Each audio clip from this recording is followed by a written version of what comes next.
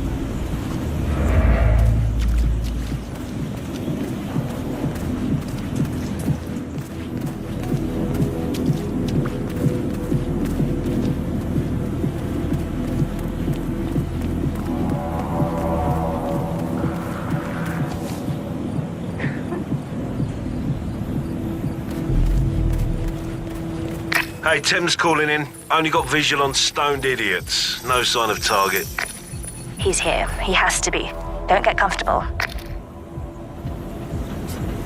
Agent Thames. Possible intruder. Sweeping area. Over. God, not again. So tired of it. If anyone's there, identify.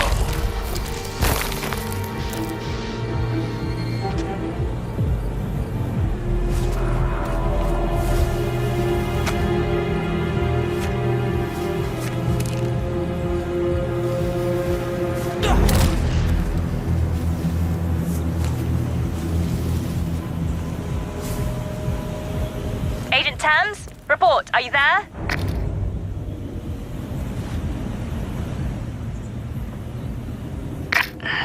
That's 2. Don't make this personal or you'll get sloppy. And clearly, he's not making that mistake.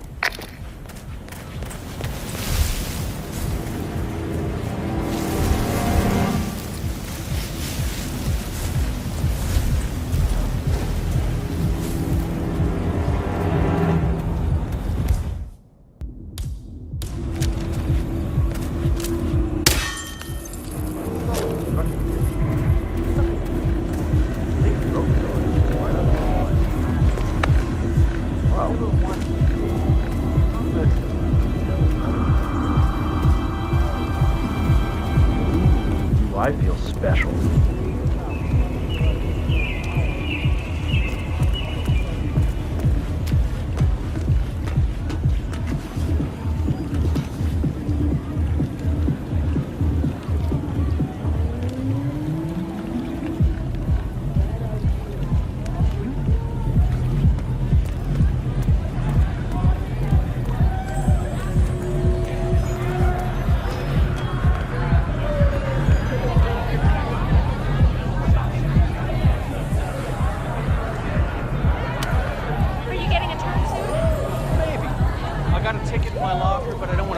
During a lull. I haven't noticed that many lulls. Sure, but there's busy, and then there's busy, and I want busy. Just don't sit on it forever.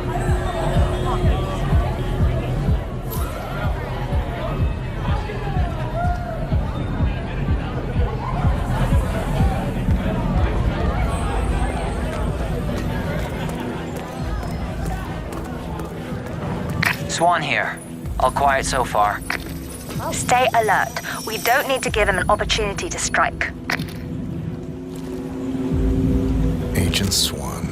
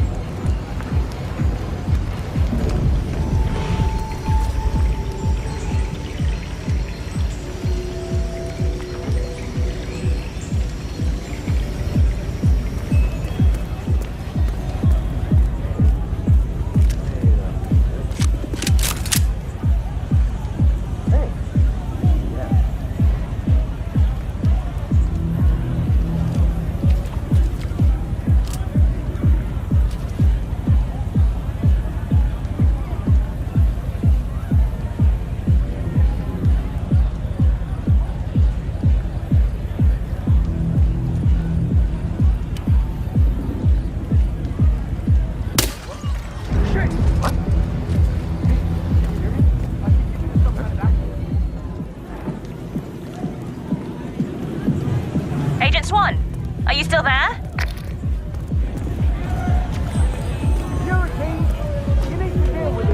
Three. We've lost 3. If any of you have been waiting for your chance to snatch glory from the jaws of defeat, I would suggest getting it over with.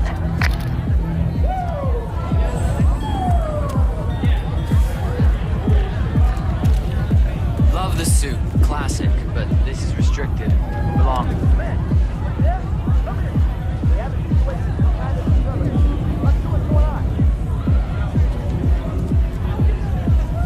This is Davenport. No sign of target. He's here. He has to be. Don't get comfortable.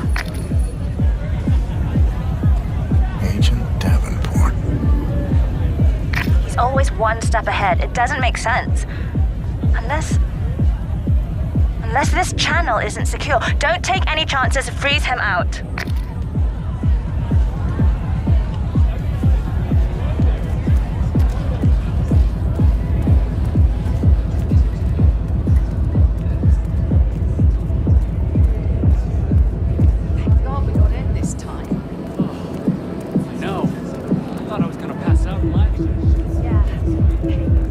Hello, sir.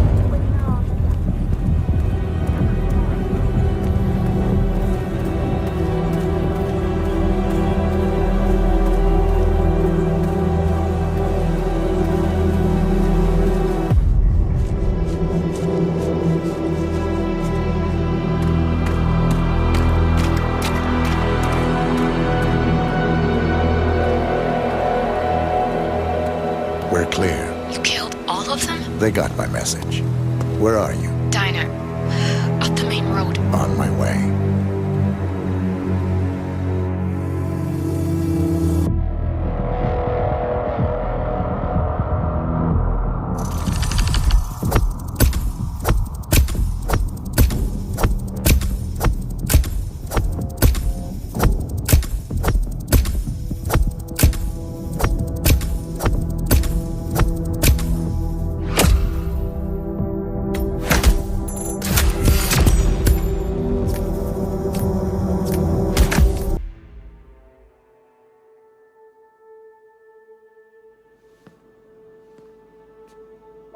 You're hurt.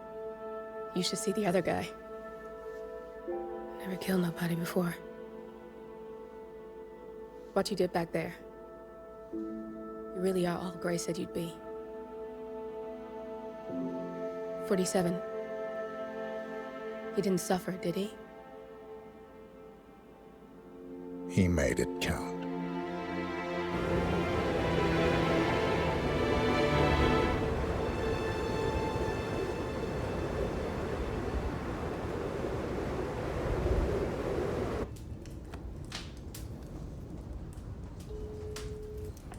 Bruised but not broken. I'm glad. It's time we start afresh, you and me. Get to the point. You and your friends pulled off the impossible. You stormed the heavens, took down the untouchables, and yet here we are. Status quo. It just goes to show you can't fight power, Miss Burnwood. Power never dies, it only changes hands.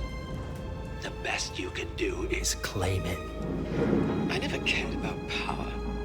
Power is a tool, Miss Burnwood. It's the thing that gets you to the thing. As the next constant, you can be the agent of change. Transform the system from the inside, or be transformed by it. No risk, no reward. I'll need to think about it. No, you won't. The real question is, what will you bring to the table?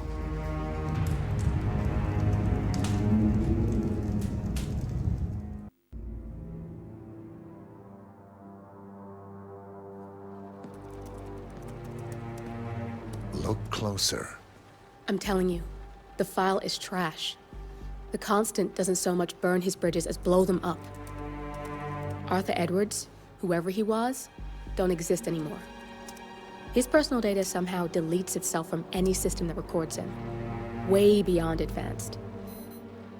The partners spared no expense to make sure their controller would be untraceable. How untraceable? Look, I did what you asked, but Gray's gone and I'm no Diana. I'm not who you need right now. You gotta be kidding me. ICA? I used every encryption known to man. Who are these guys? The best. It's only a matter of time before they get lucky. We need to take them down. You and which army? I know where the agency stores its files, mission reports, client data. If we leak it to the public... You want to whistleblow the ICA? It's the path of least resistance. Turns out, you are who I need right now, Olivia. I do this, and I'm out. So, what are we breaking into? Data facility in Chongqing, China. Run by a man called Hush. Of course. The ICA site in Chongqing houses the agency's data storage and analyst division. Needless to say, security is daunting. The state-of-the-art server vault is biometrically wired to the facility's two overseers. Imogen Royce, behavioral analysis pioneer, and Hush, a data security guru with a taste for fringe transhuman experimentation. Tell me about Hush. A former cyber terrorist for the Ministry of State Security in Kedanyang, who fled his country after one of the Po regime's periodic purges. He made a career doing cybersecurity for dark web deplorables, human traffickers, organ harvesters, scum like him, with no code or conscience. ICA sure can pick 'em. No offense. Can you disable security? A dual authentication protocol ensures that any handling of data must be directly authorized by Hush and Royce. The proverbial human factor device to make the system impenetrable. Luckily, I found a loophole. If both overseers should unexpectedly die within a short space of time, the system reverts to a temporary fail-safe protocol, which I can bypass. Take them off the board, and you'll have free access to the data core. And I'll handle the rest. And you're sure it'll work? Look, I know Hush. If I'm wrong, we won't live long enough to regret it. All right. I will leave you to prepare. Chongqing, China. This city is Big Brother's wet dream with more than 2.5 million cameras covering 15 million people. Privacy is a four-letter word in this place. It's pretty ironic that a cloak and dagger organization like the ICA keeps its most valuable secrets here. You'll find Hush conducting his fringe experiments in an abandoned apartment building, while Imogen Royce, the archivist, runs the day-to-day business of the ICA data facility. I just hope you know what you're doing, 47.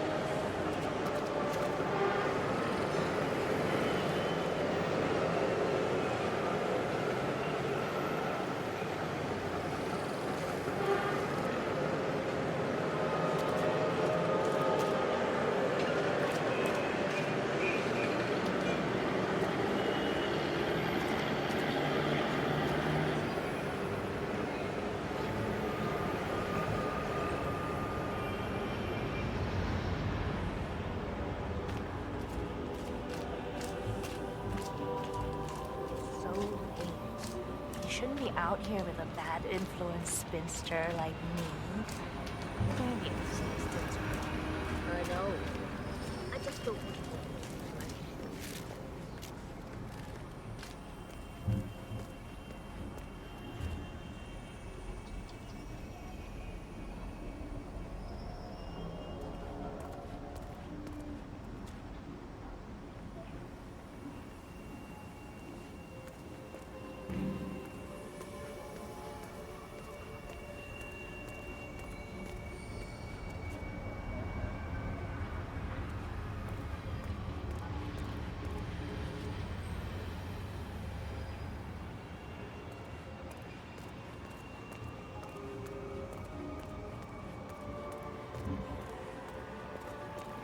What's going on in that noodle place?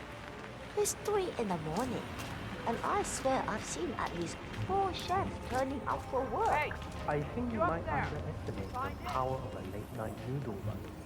You up for grabbing some? It's gotta be good if what you're saying is true. I never eat after midnight. But I'm in such a noodle. If you gonna talk like that, just go alone.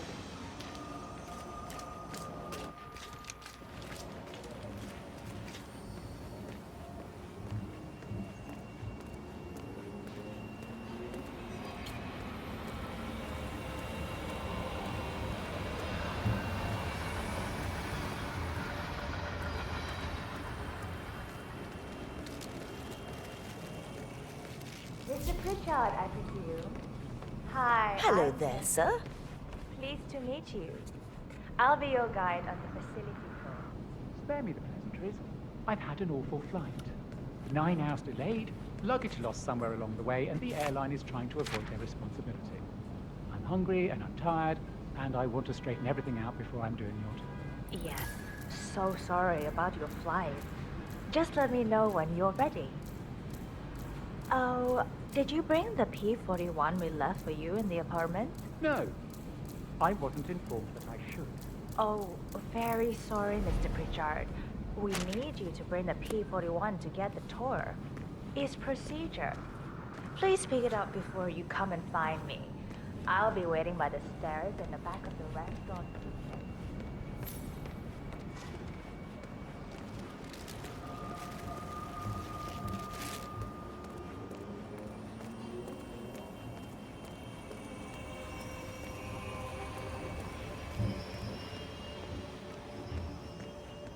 What's it like inside his room?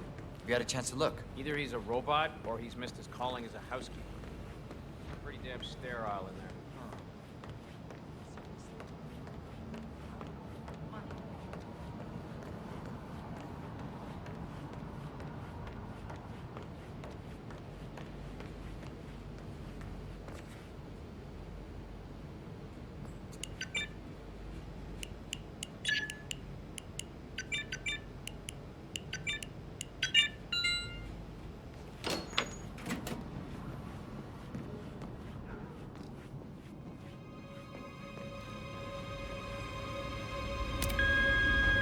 Hello, Mr. Pritchard. I've just learned that your plane will be delayed beyond the lifetime of the entry code you received for the facility.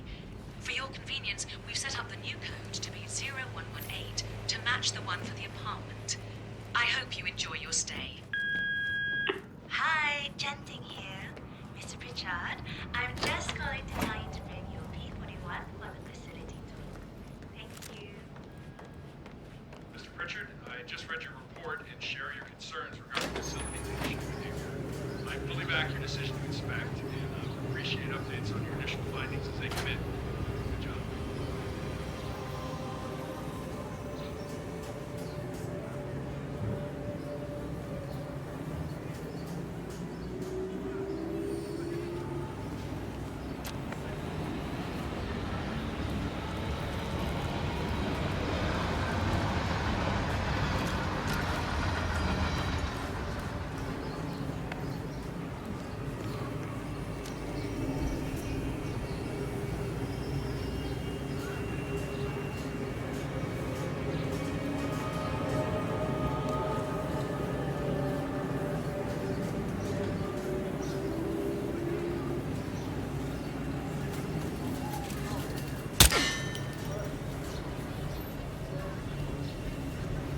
I'm hungry.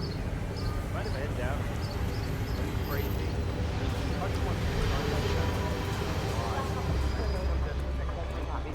I did.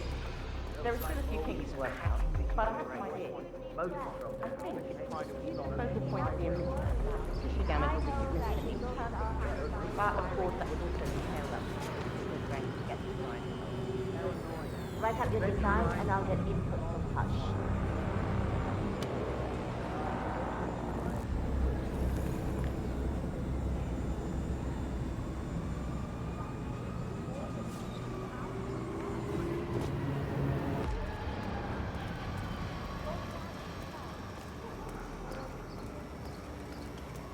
Feeling a bit better.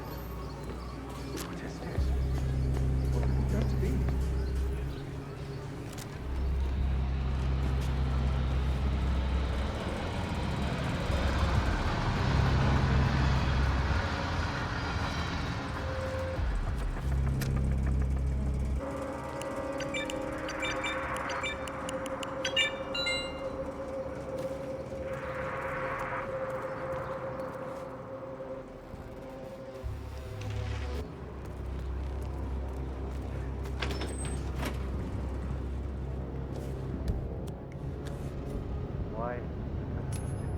Huh? You stay here. Sure, just go take care of Why it. isn't the test subject? Hey, He's still in the bathroom, I'm afraid. obviously. Nice. This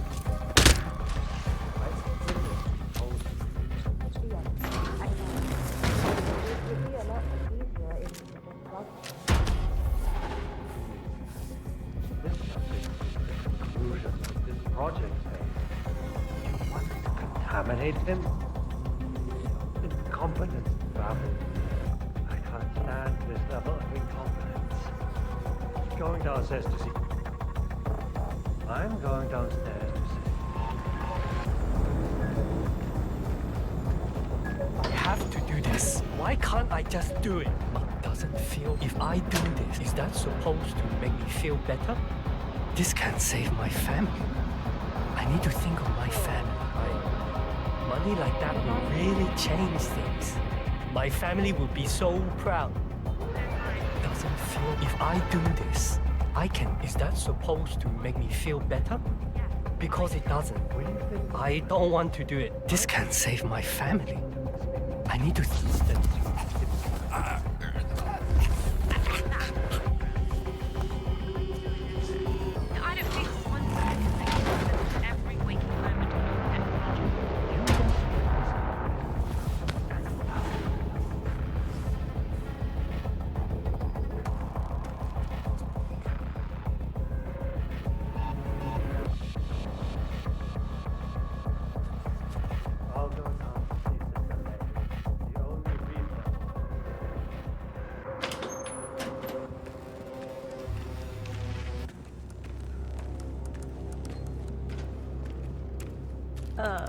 What? I think this is a real weapon. You should probably look into it. Hello, Command. Can you send someone to my position? And don't send Ramirez. That guy's a moron. Yeah, send someone who's got a brain. Because he's an idiot. Thank you. I'm ready to experiment. Oh, good. I'll let Hush and Sister Lay know.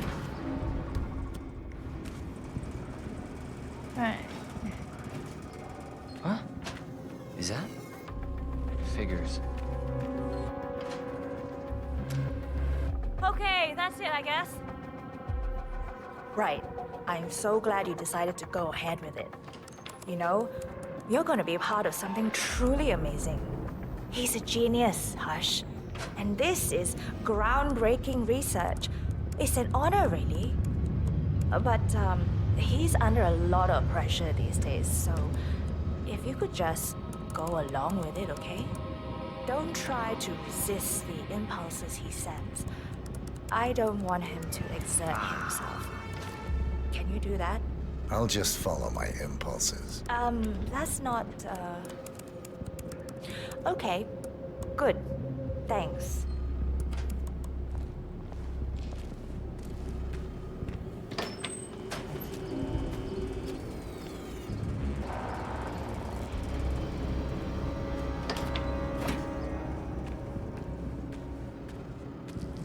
Oh, good.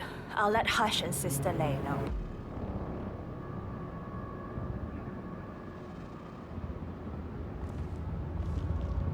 You're done for now. Come on.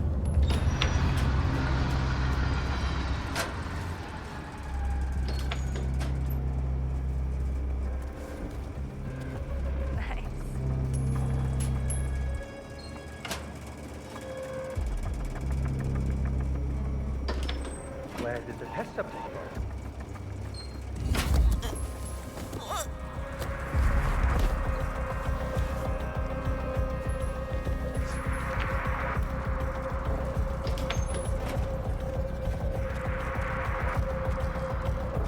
There you are. Let's do this. Where's Junli? Never mind her. Let's get started. Never mind her. I'll take over. What do you say, Sister Lay? Should we start at signal strength 60%? He looks strong. I'm ready to give it another go. He looks strong. Why not do 100? Yes, 100%. I feel strong.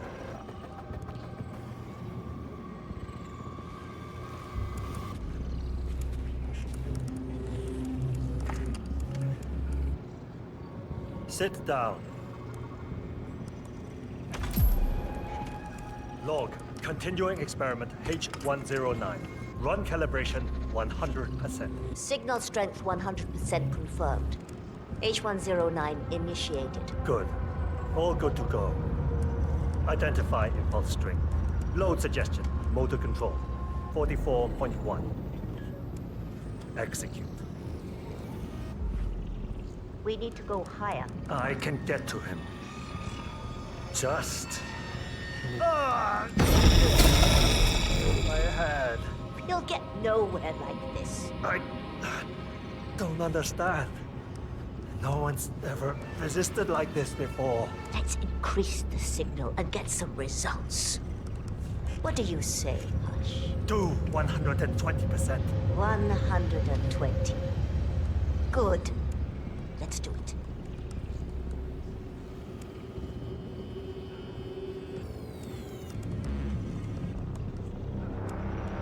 Log. Continuing experiment H109.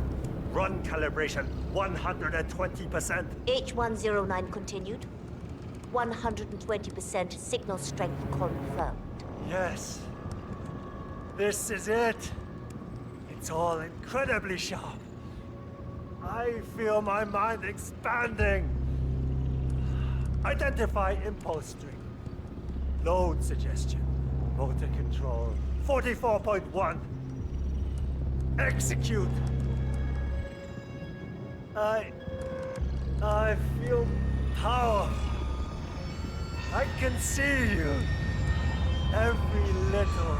I'm not scared of you. I could... You got the bastard, Hush. Now go get Imogen Royce and we can get to the core. Die on me. Can't be here! Hey!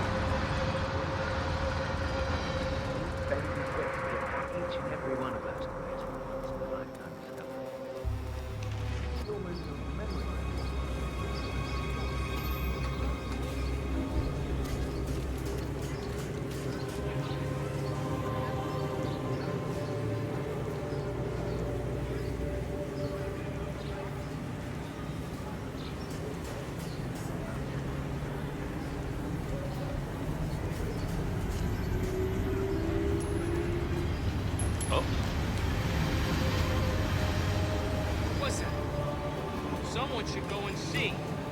Now.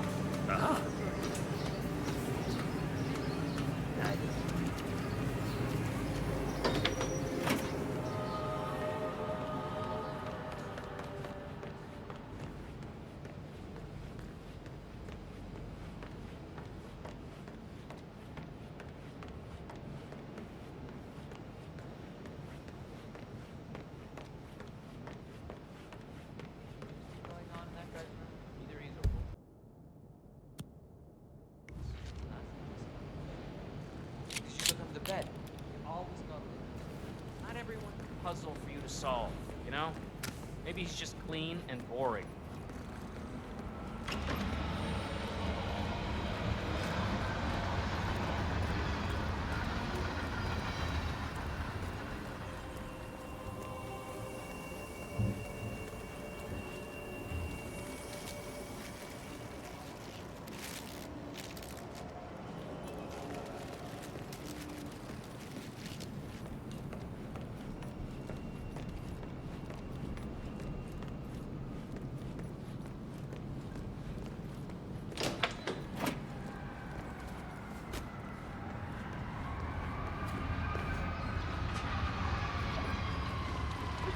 code? How am I supposed to focus when the kitchen feels like a train station? Find your inner zen.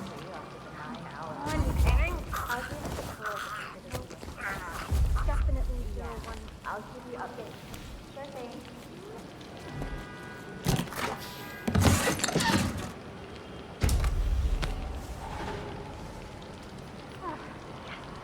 Got it. 011.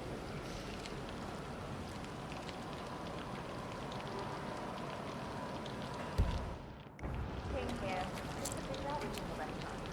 I don't know when we'll be ready to tour, but I'll wait for him. No, he's lost his luggage and wants to handle that first. Of course. I will. Thank you.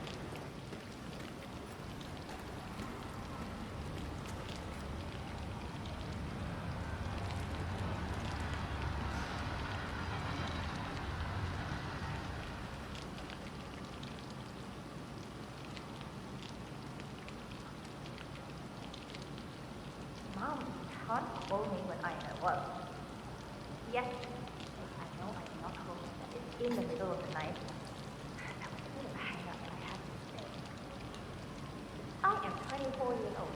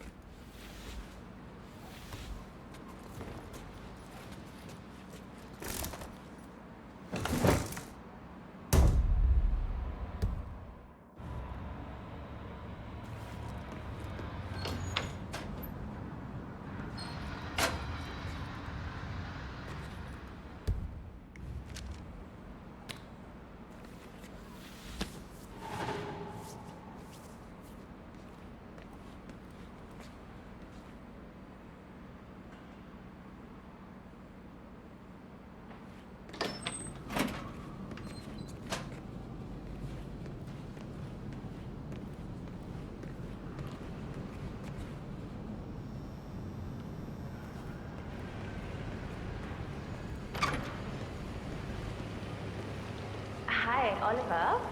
I'm right in insisting our guest needs his... I'm ready to inspect the facility now. Good. I hope you enjoyed the food.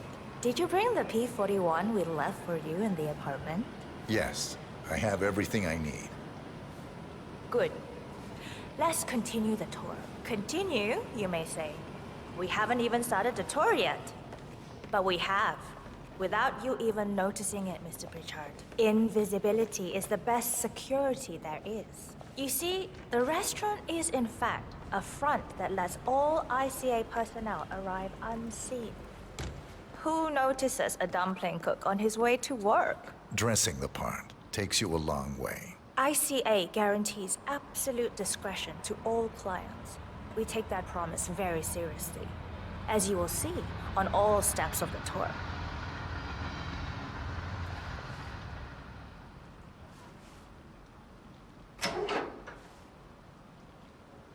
Let's step inside.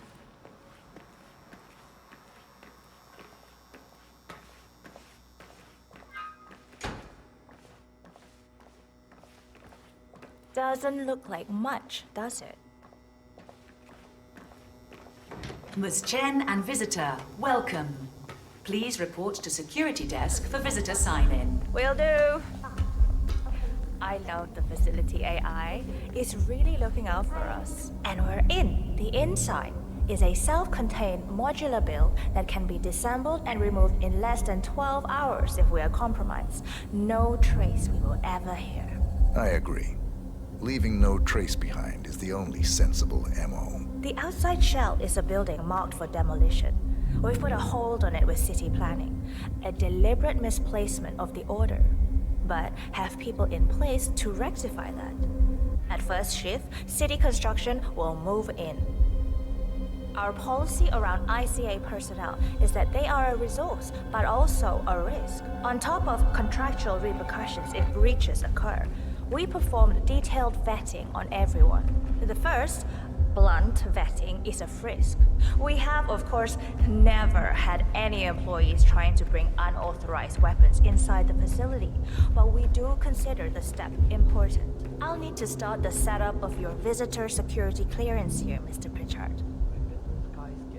Could I please have your P-41? Thanks. I'll get the procedure started. It'll just be a few moments, so feel free to have a look around. I'll meet you on the other side of the frisk. Naturally, you'll have to be frisked like everyone else. No exceptions, Mr. Pritchard.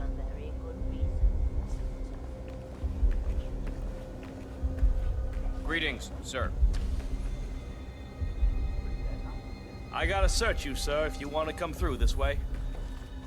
You like that spy stuff, pal? Sure you do.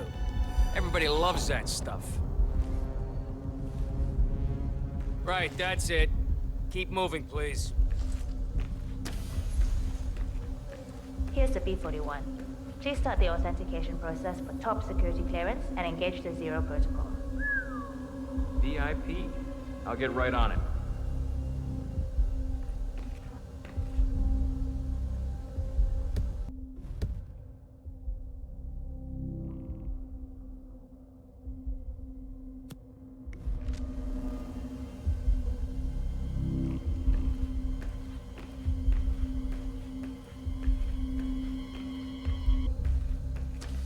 That panel can be hacked with your camera if you have the correct dongle. Security clearance process. It will take a little while since you're covered by the Zero Protocol. All your data will be encrypted and inaccessible without your authorization. Only facility AI will use it for ID analysis. Fully anonymized, of course. But we can go a few more steps on the tour while it's validating. ID analysis? What the hell does that mean? Give me a minute. I'll try to find out.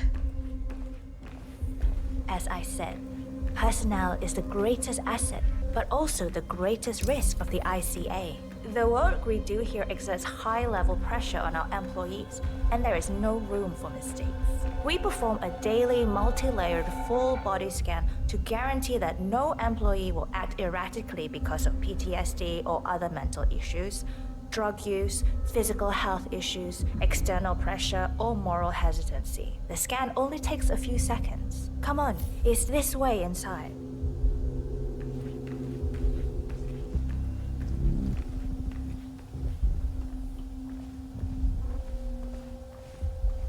I'm sorry, but we can't proceed beyond this room until your security clearance is finalized.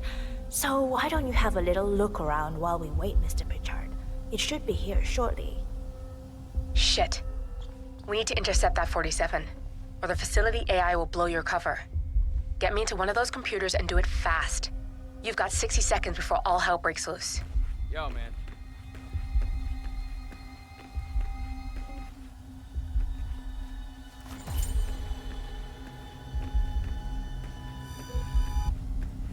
Good evening.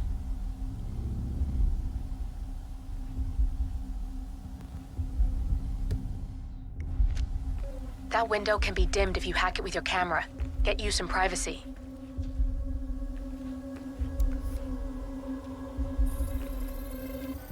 Security protocol overruled.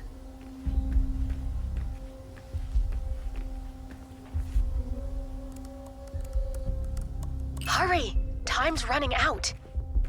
Good, I'm in. And you're safe. That was a close one.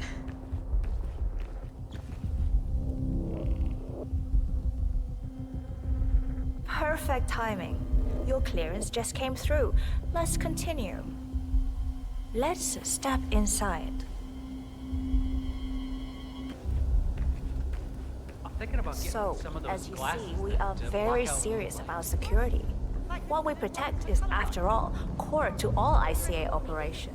We, and we alone, store all legal work, contracts, target profiles, employee files, contract documentation and validation, and so forth. Furthermore, we handle all current operations, effectuate logistics of personnel and equipment. Our analysts do the client vetting, target profiles, and of course, offer real-time contract support to handlers and operatives. Storage and transmission of sensitive information like that takes constant vigilance to keep safe. We have a team of engineers solely dedicated to that task, and on top of that, we have a dual human authentication process set up. All access and alterations to the source are authenticated by... Oh, good. There she is. That's Imogen Royce. Hi, Imogen Royce. Quite the bitch, apparently. I've been looking forward to meeting you. Nothing wrong with her look, though. Edgy.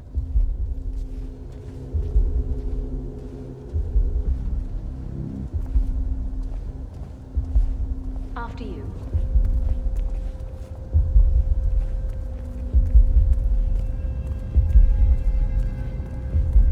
This is the blast and EMP-shielded call room, the nervous system of the ICA, where we store the past and facilitate the present. In general, only a handful of people can access this room. Hush and myself, plus bodyguards and a chosen few of the engineers. I'm the most likely person to meet in here because I perform a regular physical check-in on the core console as a supplement to the remote authentication procedure. We have a strict routine of daily core maintenance. Part of that procedure is a flash process evaporating all biological matter in the room. You can see Reed through that window. It's her job to initiate the maintenance. Don't worry, we're safe as long as the safety mechanism is engaged. Even if Reed presses the button, the procedure will not happen until we leave the core room. The doors to the core room are all equipped with...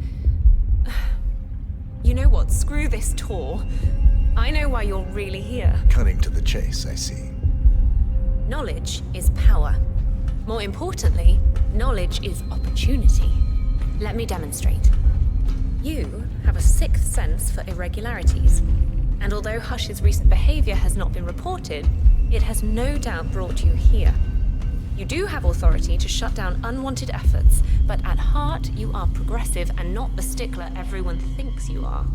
You have sway with the board, and as I see it, your opinion is now what decides my future and the future of the ICA. So here we go. Imagine this. Having a time schedule on a target with minute details on locations, durations, and purpose. A detailed layout of a target's actions within a defined time frame. That would transform a contract into a surgical dance of precision. No mess, no fuss, low cost. Just how I like it. I've been working on a prediction algorithm based on a combination of big data analysis and micro-targeted surveillance of defining target markers. And my results are astounding. All this state-of-the-art is nothing but heavy old-fashioned machinery compared to what I offer. Analysts preparing detailed files, dedicating days, weeks to prepare our contracts, gone. Handlers and analysts supporting our operatives during missions, gone. Teams for cleanup and media manipulation in the rare case something unforeseen does happen, all of it, gone. I asked you to imagine that scenario. But what good is imagination when you can see it with your own eyes? I've set up a little demonstration for you. How are you today, sir? 3 employees, unaware that I can accurately predict their behavior. Firing them will result in an already clearly defined reaction. On the top left, we have Sharon Reed, who you saw downstairs. She is a dutiful and trusted employee. If she is to be fired, my algorithm predicts with a certainty of 97.8% that she will finish up her most important tasks before she leaves the building. Specifically, she will press the maintenance button within 11 seconds. Jeremy Bolt. The guard in the lower left is as tough as nails when on duty, but in private, he's a real mummy's boy. If fired, he will immediately call his mother and, at her advice, seek out who he considers his best friend for support. My personal guard as it stands. Me? Really? Well, that explains why he's always next to me at lunch. At the top right, you see Alicia Reynolds. Bright and very passionate about her job. However, also very possessive about her contribution. My prediction is that she will try to disable the work she has done for the ICA.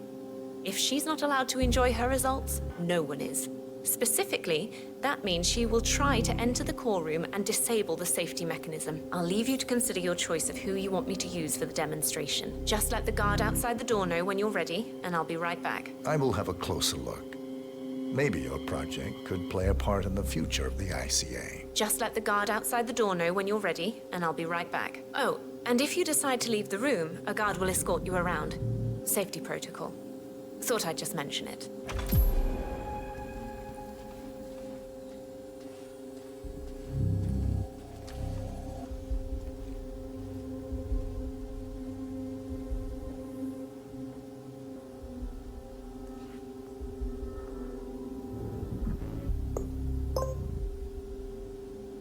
Jeremy Bolt, I regret to inform you that Code 41 is now effective for your employment status. Thank you for your service. What? That can't be right. Code 41 is confirmed effective for your employment status. Oh, God. This is not good. This is not good. Alicia Reynolds, I regret to inform you that Code 41 is now effective for your employment status. Thank you for your service.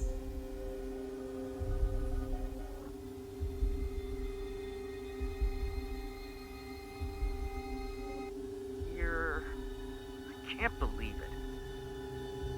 But who, though? Friend? Oh, you mean Vincent? Yeah, I'll go see him then. Okay, I'll call you later.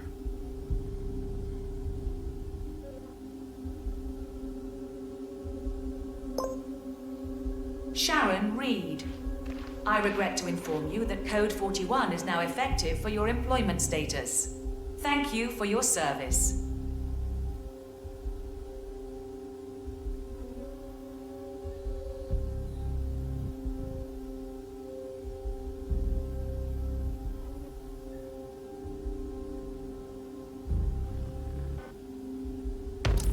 Both targets down, good. Just give me a second, and I'm in. You can now access the core 47.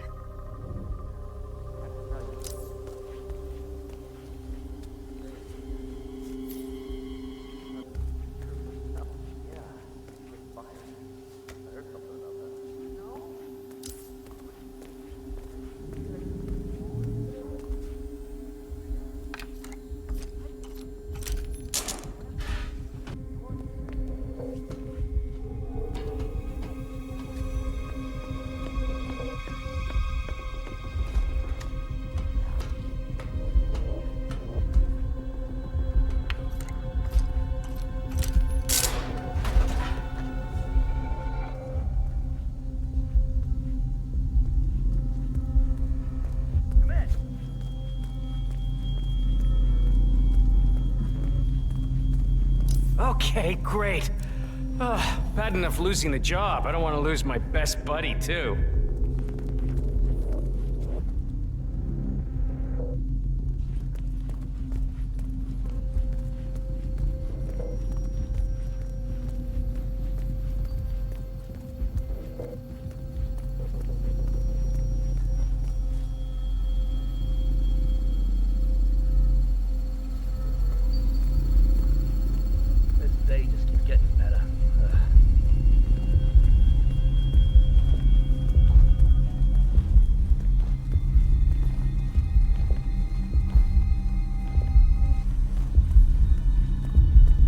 There's no way you're getting through that door 47.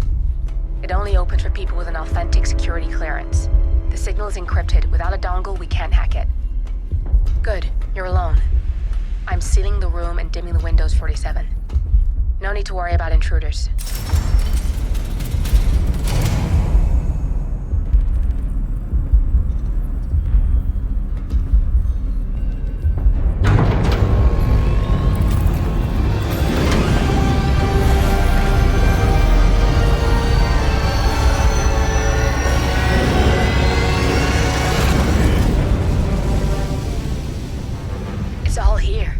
Clients, operatives, every hit the ICA ever sanctioned. Enough to shut them down for good. But first you need to locate all files referencing Diana and yourself.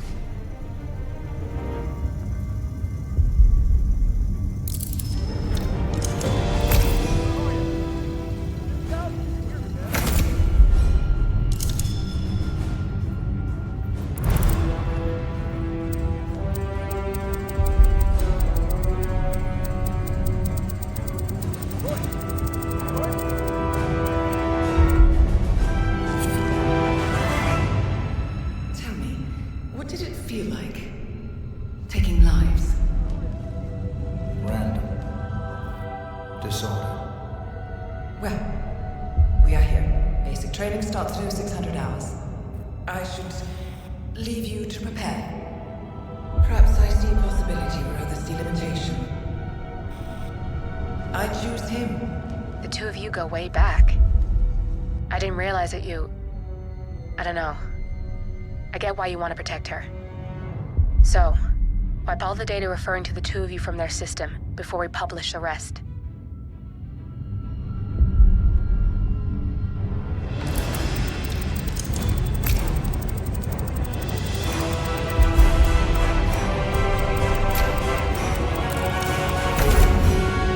Okay, good. I've set up a link to an information non-profit site. When you press that button, it's up there and the whole world will know. There's no undo 47. This will shut the ICA down for good. You really okay with this? It's who you've been for so long.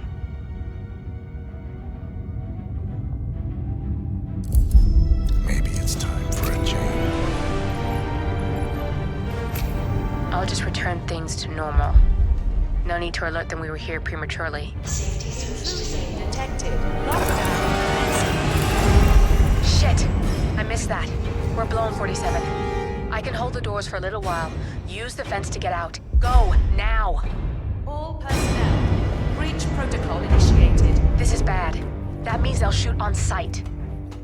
I'm gonna create some havoc, 47. Make the core meltdown. Maybe we'll divert their attention a bit. Warning. Core overheating. Warning. Core shut down. Temperature critical.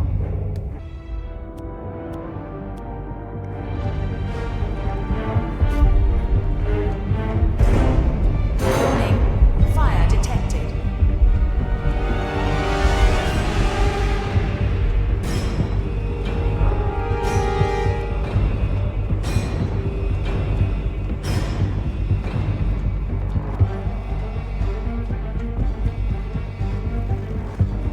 Area is all clear. Please advise, over. All personnel. Breach protocol initiated.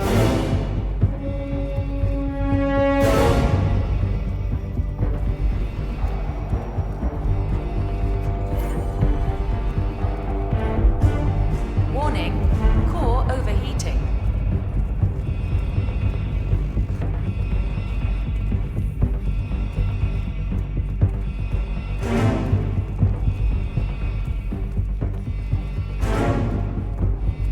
Copy, command.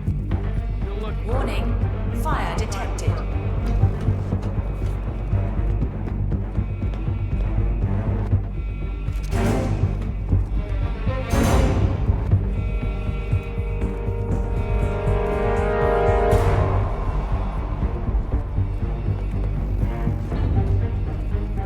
All personnel. Breach protocol initiated. Area clear.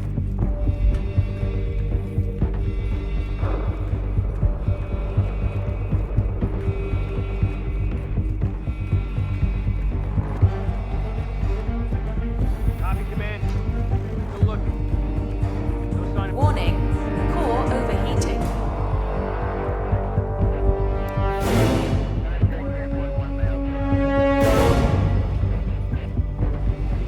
Command, area is all clear. Please advise, over.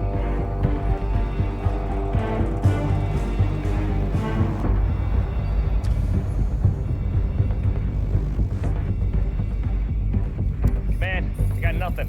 Standing by. Access. Fire detected.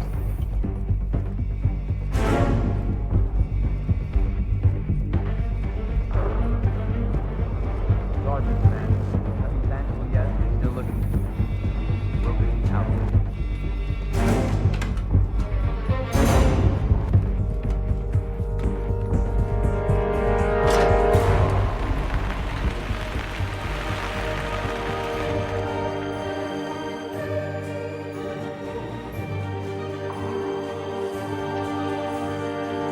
Shit. That was tense, 47.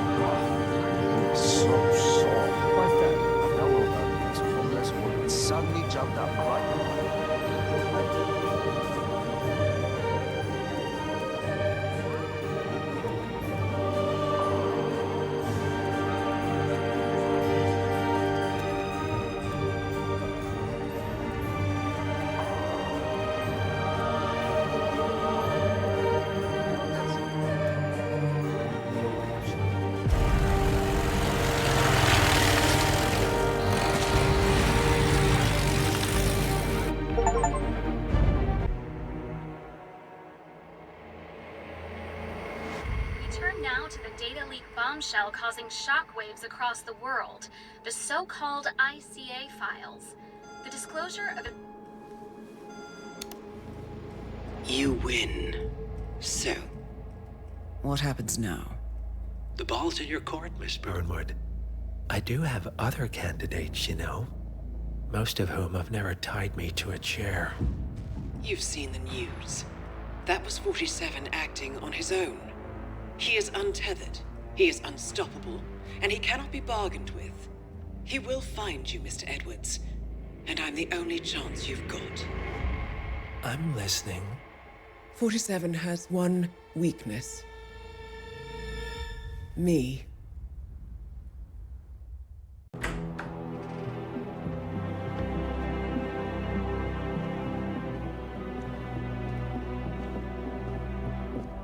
I found something. Buenos Aires International Airport this morning. Now watch this. Heralds. Trail ends at the airport, but turns out that a top Providence operative owns a vineyard in the area. Don Yates, of infamous New York law firm Morgan, Yates & Cohn. And get this, it's hosting his retirement party today. She's infiltrated them. She's sending a message. She needs my help. Could have fooled me. You don't know her. Anyway, if you're going after her, you'll need to deal with the Herald. Her name's Tamara Vidal, former CIA asset and political firebrand. She's a master of surveillance and the Constant's most trusted aide. She'll have eyes everywhere. You won't get far as long as she's in the game. Why are you telling me this? I thought you were out. Yeah. Old habits, I guess. Anyway, I need to go.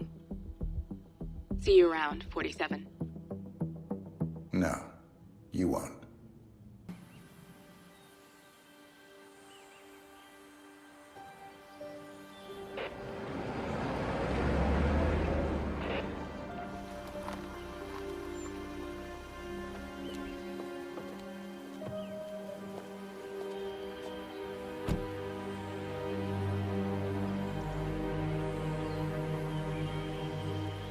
Because you're not an idiot. Let's just humor him. Yates likes it a little bit. Don't be long.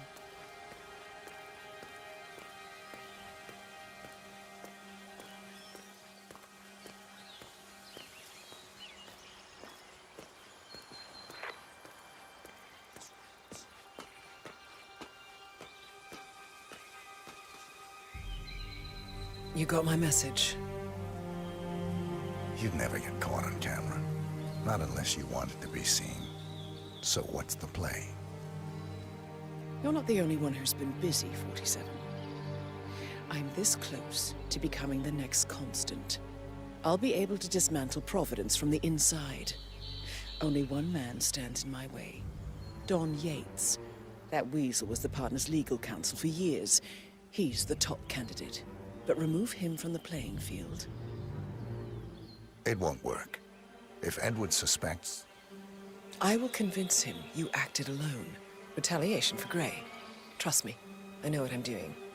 The Herald, Tamara Vidal. She has eyes everywhere, and they're all fixed on you. The plan won't work unless we take her out. She never leaves my side for long. Whatever your plan is, I'll help you if I can. You're sure about this? As sure as I'll ever be.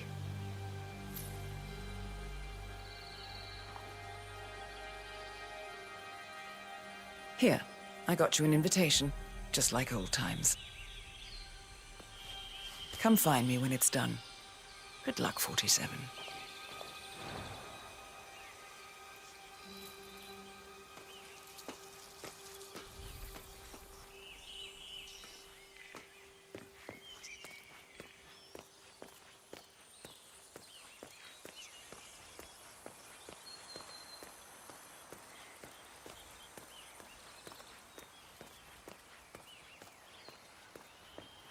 Oh my gosh, be careful. The ground's super loose here. If we fall, we're going to seem like such idiots. We won't fall. We just need to get the peak and we are good. And look at the 40 feet. You know it will be worth it. Ready, Pam? 3, 2, 1, and... For more than 2 decades, Tina must be able to moon about John stepping down. She's been living alone here for, what, 6 years? Ever since the scandal that ruined her career. Bienvenidos to Viñeda Yates. May I see your invitation, please? Can I see your invitation, sir?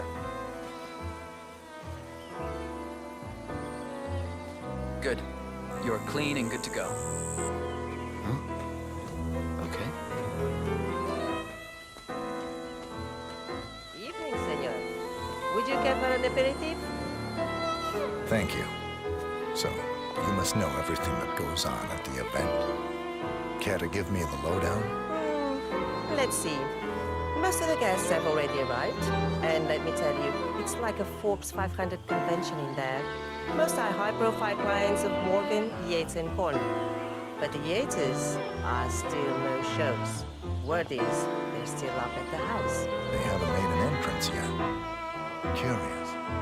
Any idea why? Well, I probably shouldn't be saying this, but word is that Yates was in a great mood this morning, but that all changed when the letter arrived. The letter? Yeah, an honest-to-God letter delivered by courier. I mean, who writes letters anymore? Anyway, it must have been bad news, because Senor Yates heard the plant off the balcony. Big heavy one, too. It almost hit Isabel, one of the maids who had to go lie down. Oh. Anything else? The party is not the only thing happening at the estate. The winery is open for guests, too. You should check it out if you're interested in winemaking. It's harvest season, after all. I might just do that. Thank you for your time, miss. Right. Pleasant evening, senor.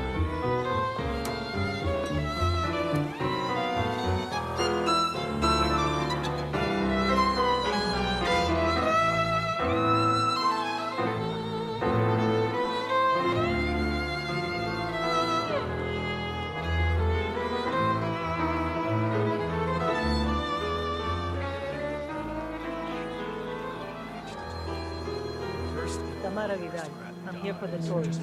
Ah, yes. Miss Vidal. My apologies. I didn't recognize you. Let me sign you in. Luther, Burnwood's flying solo. I want all eyes on him. Let's see. And Luther. Corvo, got a message from the boss. Duty calls. Let me guess, the Burnwood woman. That's right. Yates has arranged for the chief winemaker to take Burnwood and Tamara Vidal on a grand tour of the estate. Wants you to tag along. Not for my sparkling personality. This Burnwood woman sure has his panties in a twist. Wonder what the deal is. Yates' business is his business. Just get yourself ready and sign into the visitor center. Oh, have a drink on my behalf. I don't drink. Makes me sentimental. Never. I just moved here from my own planet. Carry on.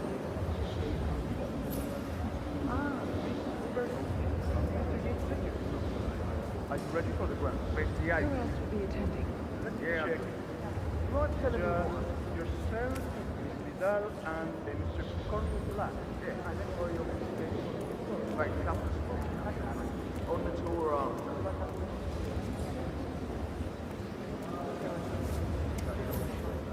Does that mean there's a plan? One right down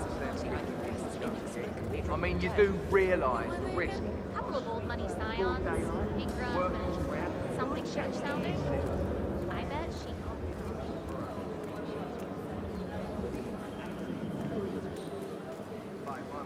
Hi there.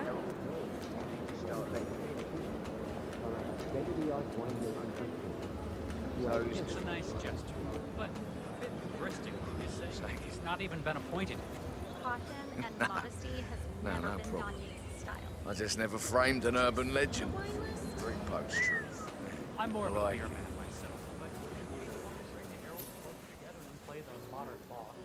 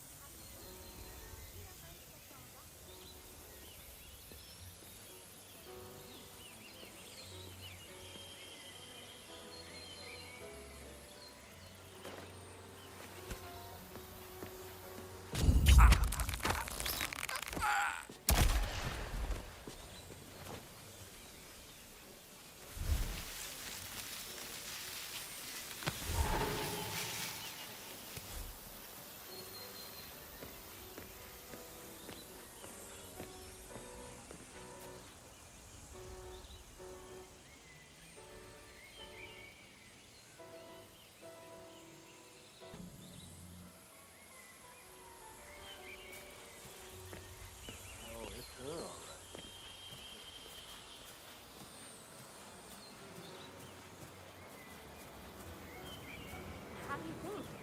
She and her friends killed Yamazaki. Cassidy, probably Ron.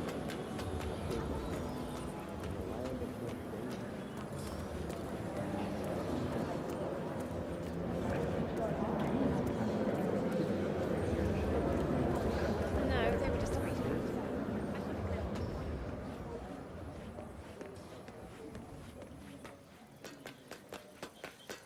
You ask me, the Constant must have lost his mind. Burnwood was in league with Grey. She's responsible for killing how many of our people? How could she be a herald? Maybe Vidal will trip her down the stairs. Both we. Vidal is a true believer.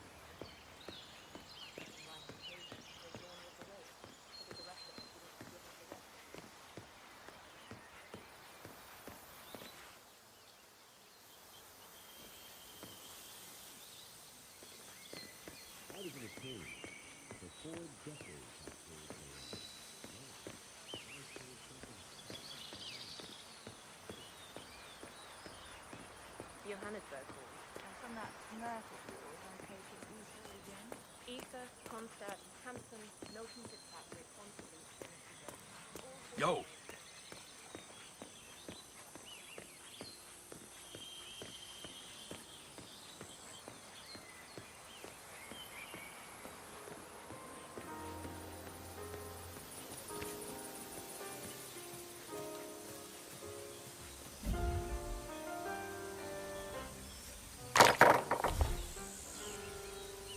Who's there?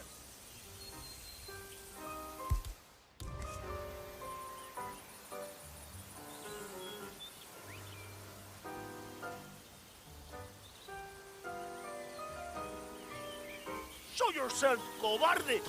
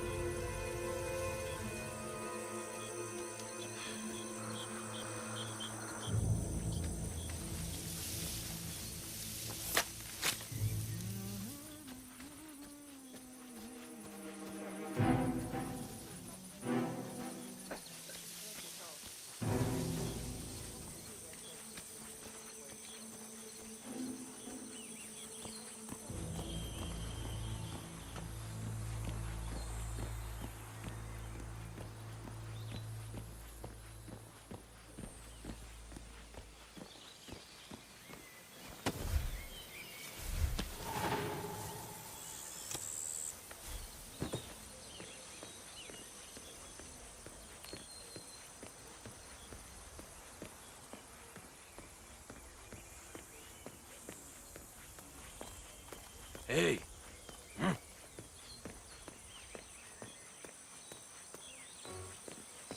It's also deceptively simple. The partners created a power cabal bound together by secret and bad. All the consequences make it real. Enter the Destiny Group, a fully legal, entirely official, supranational court of enemies. By merging,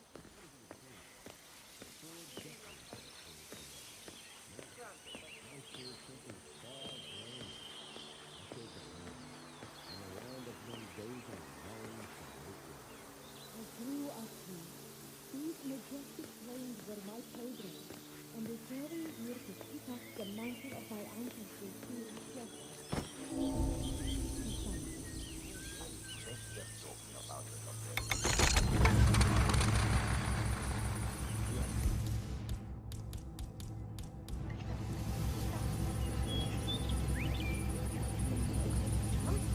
Why? Those are up to me!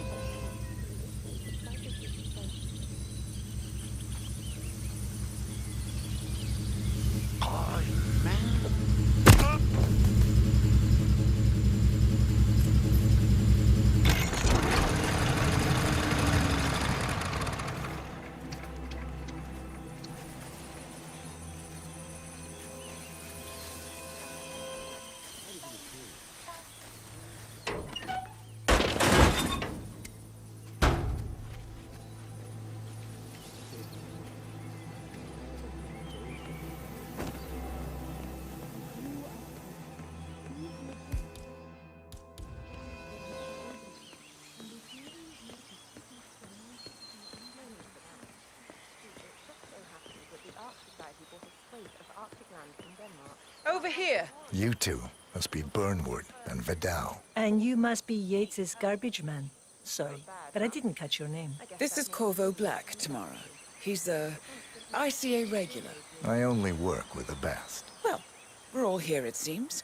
Except for our guide, the chief winemaker. Looks like we're stuck here until someone fetches him. Mr. Black, I'm looking in your direction. Hold on. I'll track him down. Attaboy. Do try and bring him back in one piece. Counterintuitive as that may be. That was a bit rude. Yes, yes it was. oh, he really was telling the truth, because I had no idea who he was working for. Reminder of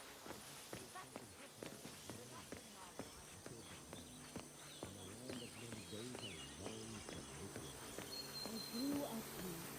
These majestic flames were my playground, and they carry here to pick up the mantle of my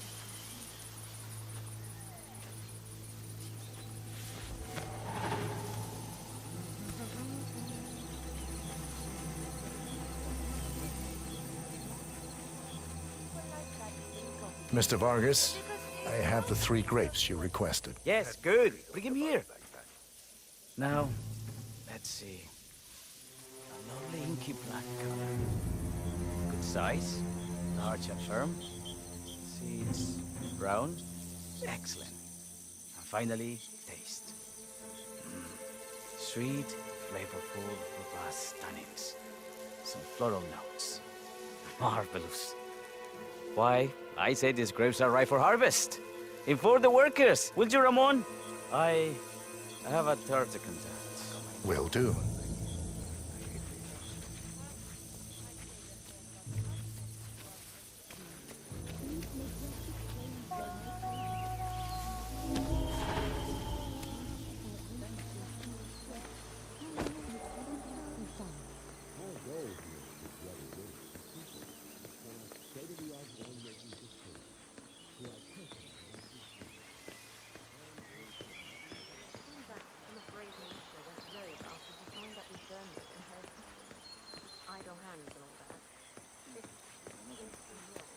Ah, my fellow wine lover. Hello. Welcome to Hey, what's Vineyard up? Yates. I do apologize for the delay. The Malbec grape is a demanding mistress. So, I am Gabriel Vargas, chief winemaker, and I will be your tour guide. Any questions before we start? Yes, but you're not going to like them. We're good.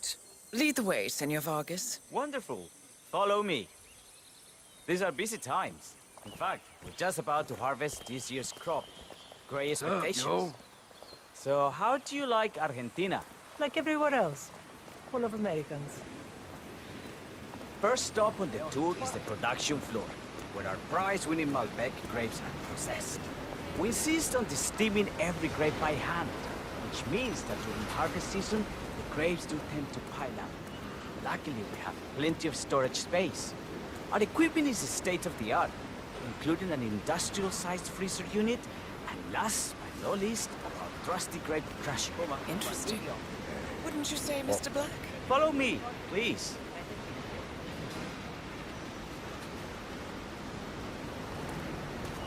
Are you a wine man, Black? Somehow you don't seem the type. Oh, I believe Mr. Black here is something of a jack of all trades. Isn't that so? I dabble. I see. I just thought Yates might be sending a message. My mistake.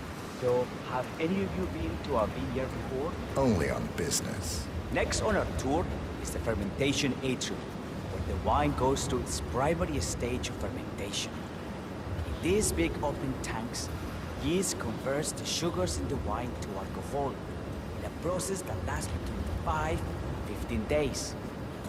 This is also where we squeeze the mass into a fine juice using our grape presser for the longer secondary stage of fermentation. Fascinating. Now, before we move on, do any of you have questions? How about you, Mr. Black? You look like you have something on your mind. I have a question. It's... perhaps we can take a closer look. Certainly. Lead the way. What can you tell me about this device? Grape presser, was it? That is correct, senor. After primary fermentation, the mass is pressed through a fine filter, leaving only the flesh and skins behind.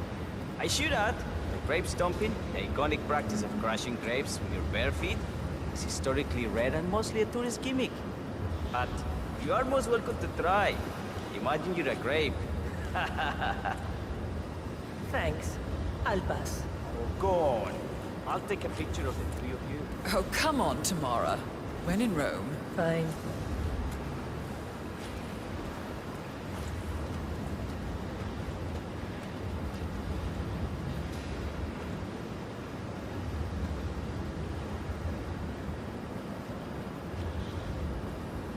Say queso. May I see that, Mr. Vargas? I believe I blinked.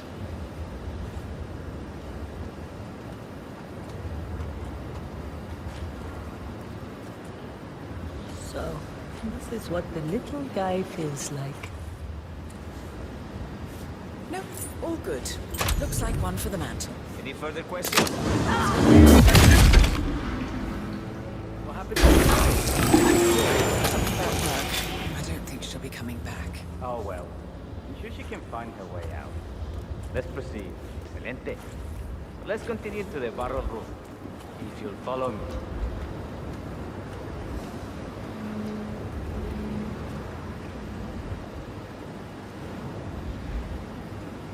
So, are you associates of Mr. Yates? You might say we run in the same circles. Law and order. Must be very exciting. It's about 99% preparation.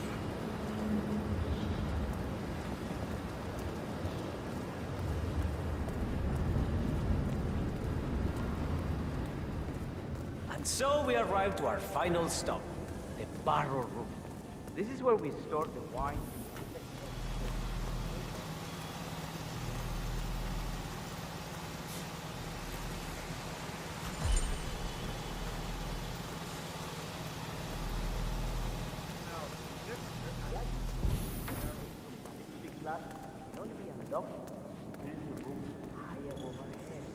Remarkable.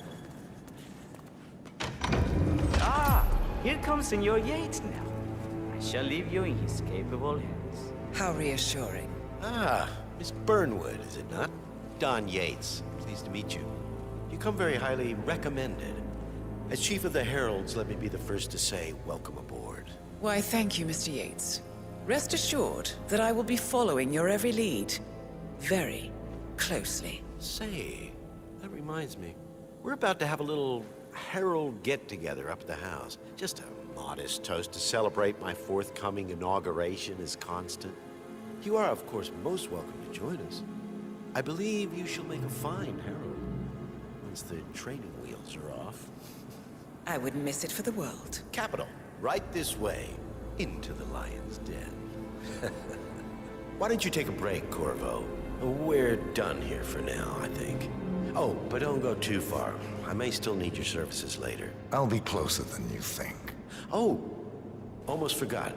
Cortazar, please nip down to the wine cellar and tell Mr. Flowers, the sommelier, to prep the 1945 Grand Paladin and bring it up to the house for our special occasion. Got it, Chief.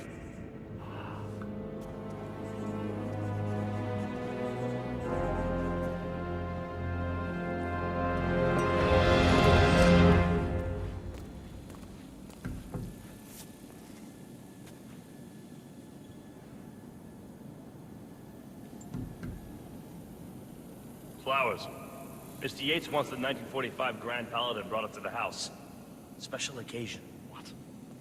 Did aliens land on the front lawn? Have the ghosts of Jesus, John Lennon, and Eva Perón unexpectedly come for dinner? Help me out here. What could possibly be so special? Above your clearance, Flowers. Just fetch it already. Fine. What's the passcode again? Last year of World War II. If you have to look it up, shame on you.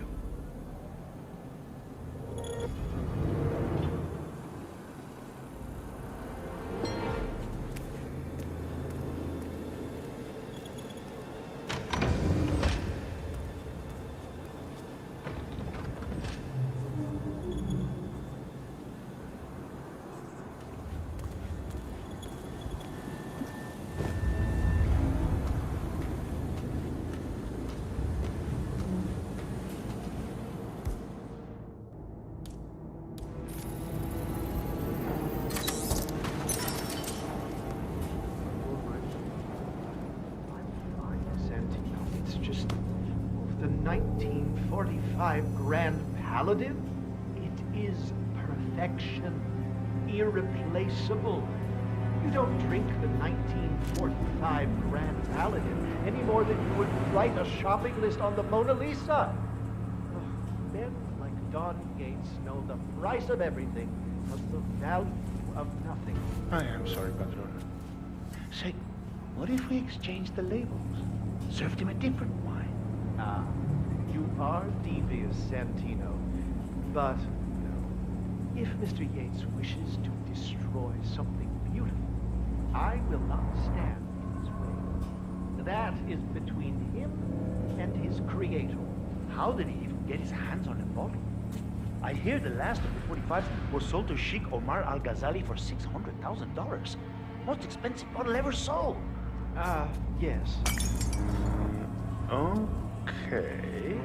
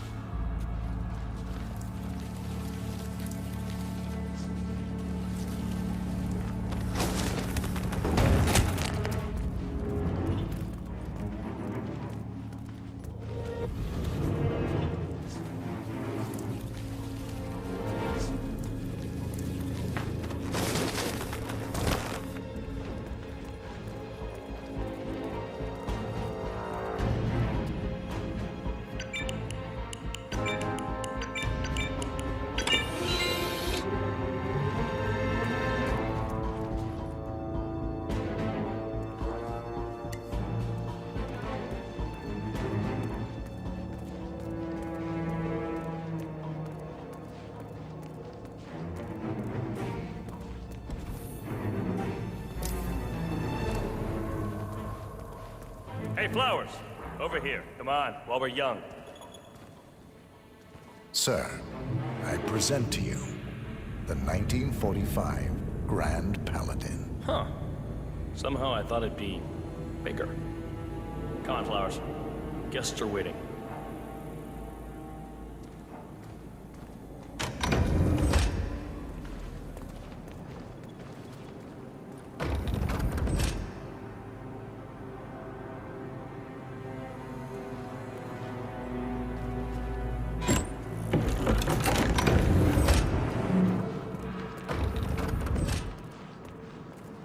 Go on, get yourself patted down. We're still on alert from all those big shot CEOs getting offed.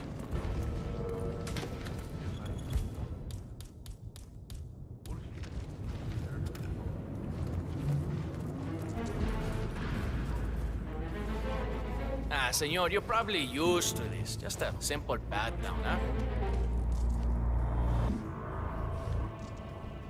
We're good. Keep moving, keep moving.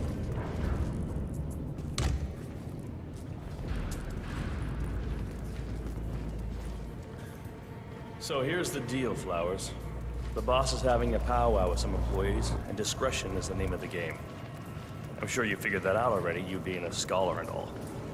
Don't discuss, disclose, or hell, even contemplate what goes down. Just set your mind to wool-gathering mode. You think you can do that for me, Flowers? Worry not, Mr. Cortazar. I'm the very soul of discretion. Good man.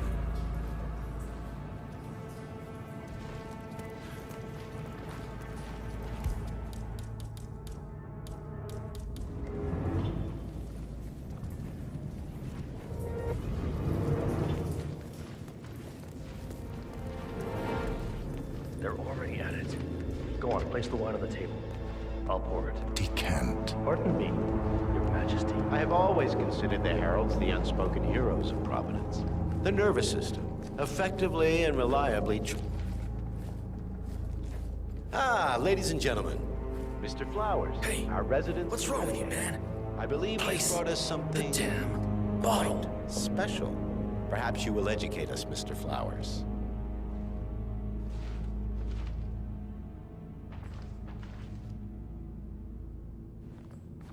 This is the 1945 Grand Paladin, one of only 5 bottles in existence.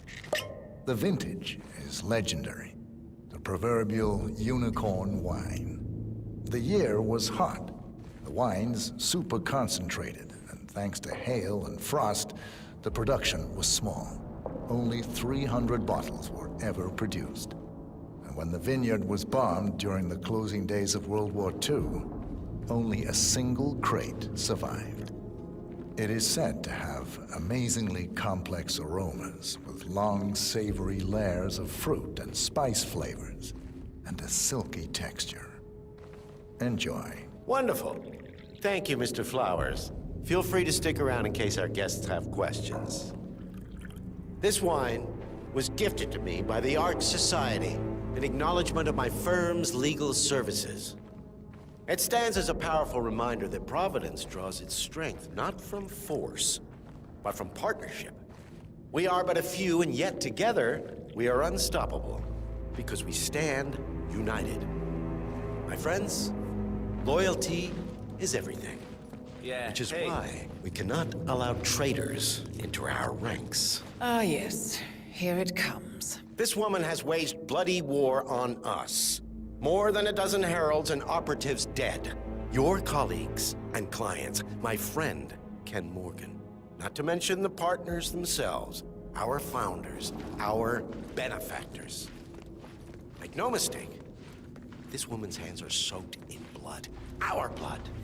And Arthur Edwards, the new supreme head of Providence, is handing her the keys to the kingdom. Now, does that seem right to you, my friends? Does that sound like loyalty? He's got absolutely right. Perhaps Edwards simply recognizes talent when he sees it. Perhaps this is why I am also in the running to become constant. And following this childish outburst, I dare say I am in the lead. Dawn. God, me. You're lying, of course. Which only proves my point. You cannot be trusted, Miss Burnwood.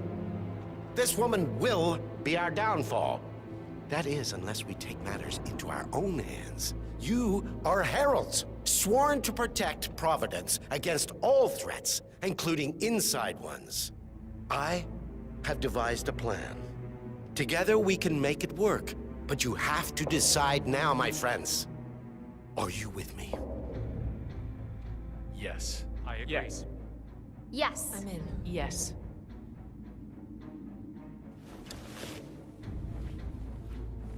Escort Miss Burnwood to my office.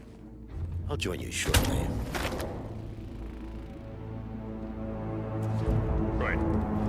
Let's go. I'm warning you, Yates. This will not go your way.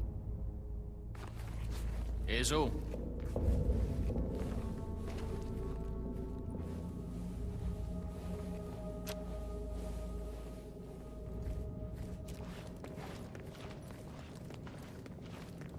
We need to get our story straight.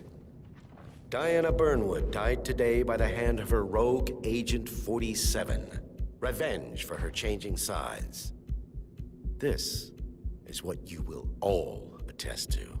Remember, Flowers. I agree. You never saw a thing. I'm in. Yes. Not a damn thing. Yes.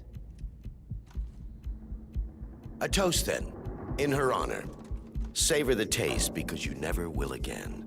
And let me remind you, we are in this together.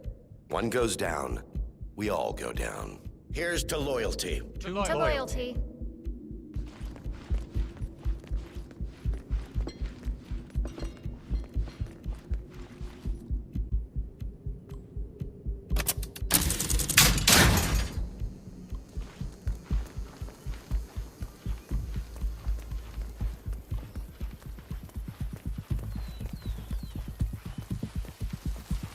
Lots of people have been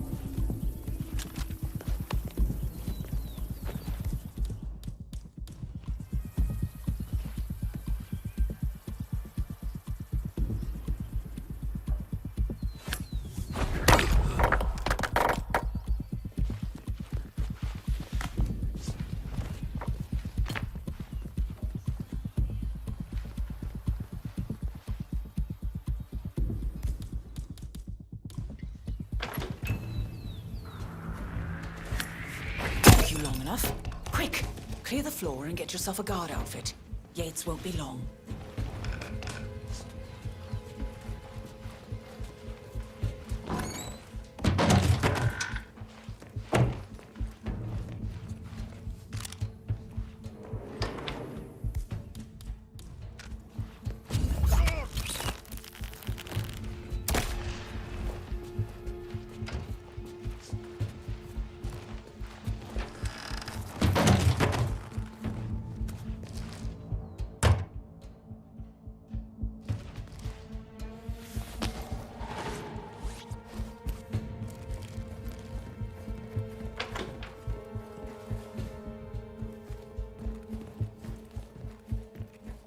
Good. I was beginning to worry. Were you? No.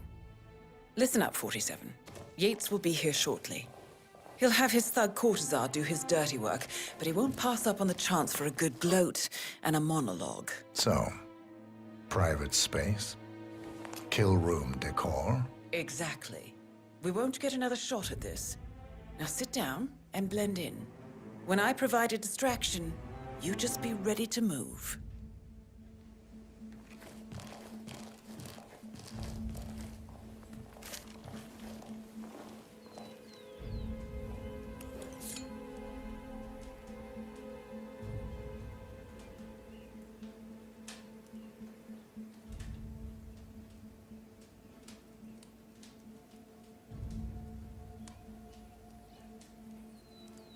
Corvo, pick up your damn phone. Plan B is a go. I repeat, Plan B is a go. Start prepping the crime scene like we discussed. Remote, staged accident. Cortazar will bring the package. Get it done.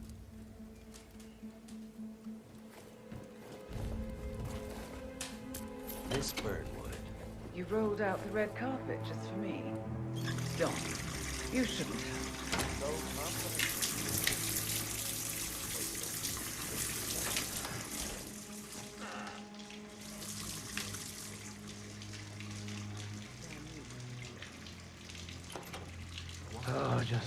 Yesterday couldn't get any worse.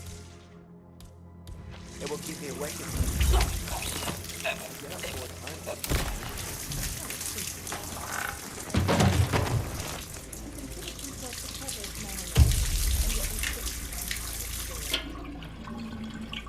He needs to win. Full, unequivocal victory. My recruitment was just the feather in his cap. By the way, you were right about one thing. Yeah?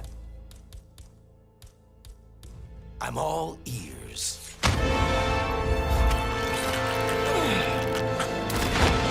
Turns out this woman will be downfall. If it's an isolation door, what you're Do you, asshole? Just stand there! Shoot her! And I will make it my mission to tear down Providence brick by brick. Finish it.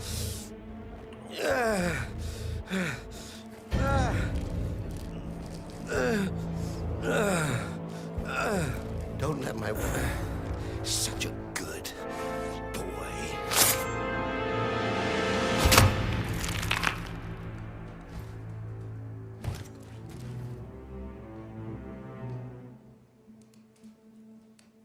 Well done, 47.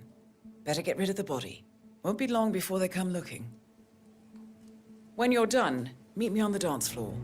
Oh, and dress appropriately.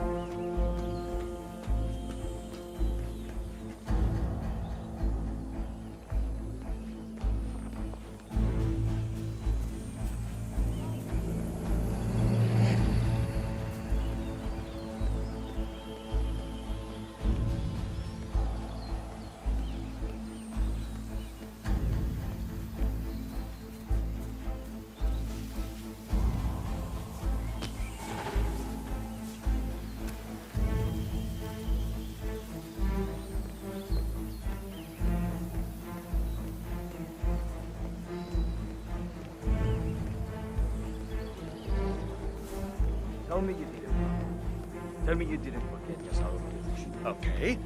I didn't forget the asado torch, Miguel. But you did, though.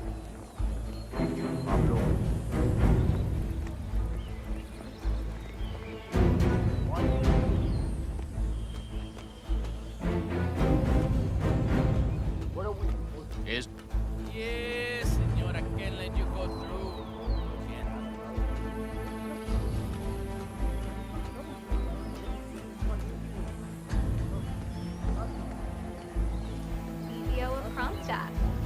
dare say congratulations are in order.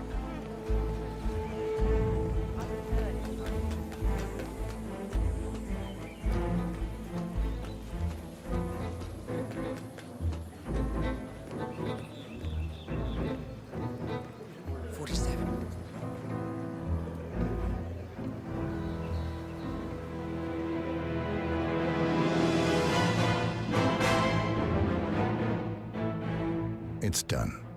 Now what? Now, we strike at the heart. Edwards. You know how to find him, don't you? Why, Edwards finds you, 47. He is untraceable, and he never lets you forget it. He is cocky, and that will be his downfall. What's the plan? Too many eyes. Meet me at the olive grove at sunset. One last tango, 47.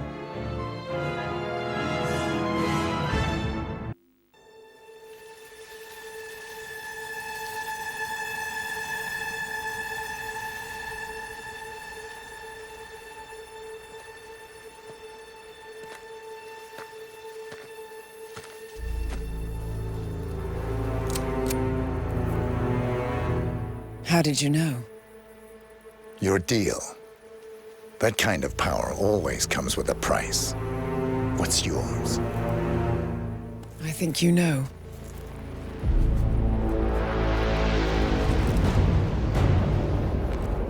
I am sorry. This is a necessary evil. What have you done? Ether brand neurotoxin. Transfers by touch. See, Edwards learns by his mistakes, 47. And as you've clearly demonstrated, brute force is futile. It had to be me. It was the only way. To get this close. My family. I know what you did. After all these years, I finally know. I am sorry. You didn't have a choice. I did. Providence used you, but I'm no better. All I saw was a blank slate, a weapon to wield. I told myself it was what you needed, but people aren't meant to be controlled. This is a kindness. Goodbye, Agent.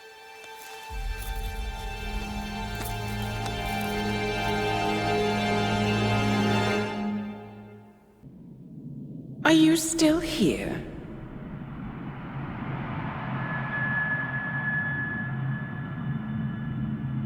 Still clinging on to your self-image?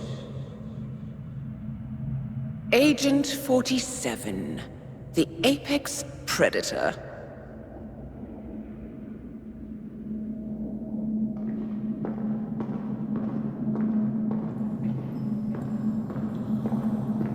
Always hiding behind the headlines.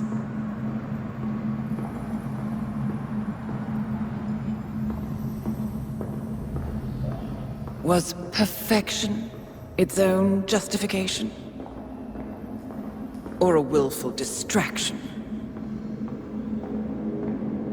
A wall built contract by contract to shield you from the uncomfortable truth.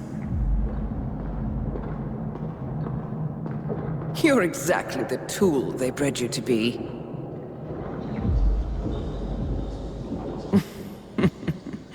Quite a piece of work you are. How could you possibly function on your own? You never even had a name. Until I gave you one. That's him. Burnwood never ceases to surprise me. You really are a most singular individual. And to think she wanted me to put you down. Lucky for you, I never throw away anything useful. Prepare the serum. Forgetting's not so bad. You've done it before. What's he doing? Is he still looking at us? I'm afraid so. Poor Sap just won't accept his days are done. Perhaps I should take him out to the woods and set him free. Oh, it's a classic. He was a loyal tool. But everything goes the way of the horse and cart eventually. I couldn't agree more. Are you done? The toxins are playing into your fears. Don't let them. Come on. Gotta get your head straight.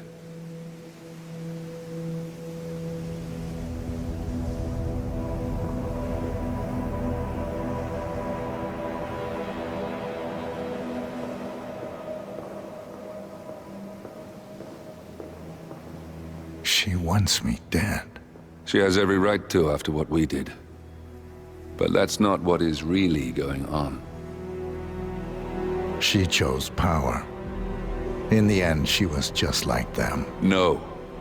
She found a way to turn Edward's own cleverness against him.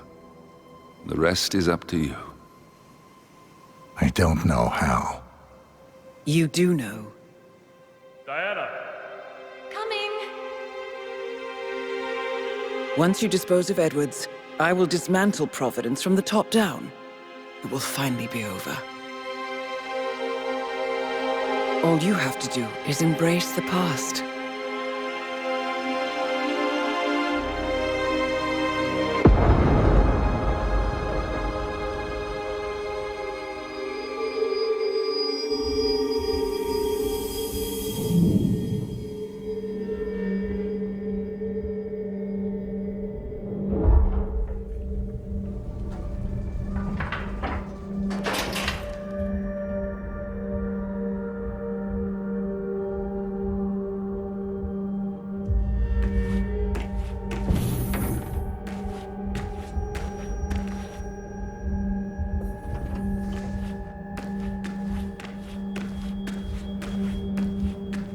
Sir, we have produced a fresh sample of the serum.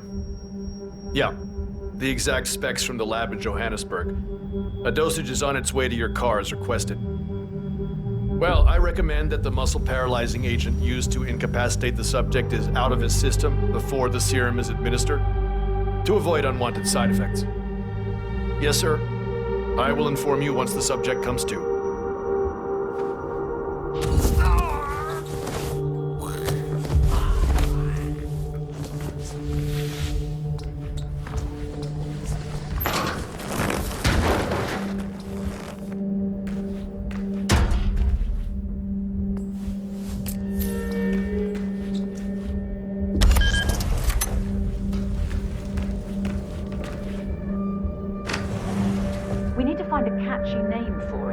When we go commercial, I mean. You figure this thing has commercial applications? Who'd want to have their minds wiped? Not wiped, obviously. But that's just fine-tuning. Okay, right now the serum erases long and short-term memory banks wholesale. But in a couple of cycles, we'll be able to isolate the effects to individual memories. Imagine if you could pluck out childhood traumas, ugly breakups, combat trauma. You guys should be over the moon. What are you talking about? I love waking up in a cold sweat with a scream.